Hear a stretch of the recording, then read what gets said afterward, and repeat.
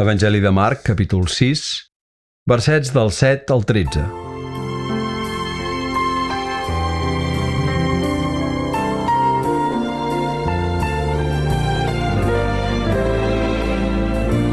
I va cridar als 12 i els començà a enviar de dos en dos, i els va donar potestat sobre els esperits impurs. I els va manar que no prenguessin res per al camí llevat d'un bastó, ni alforja, ni pa, ni diners al cenyell, sinó que anessin calçats amb sandàlies i que no vestissin dues túniques. I els deia: en qualsevol lloc on entreu en una casa, allotgeu-vos-hi fins que marxeu d'allà. I els qui no us rebin ni us escoltin en marxar d'allí, expulseu-vos la pols de sota els vostres peus en testimoniatge contra ells.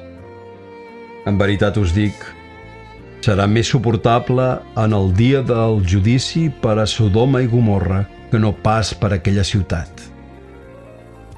I van sortir i predicaven a la gent que es penedissin, i expulsaven molts dimonis i ungien amb oli molts malalts i els guarien.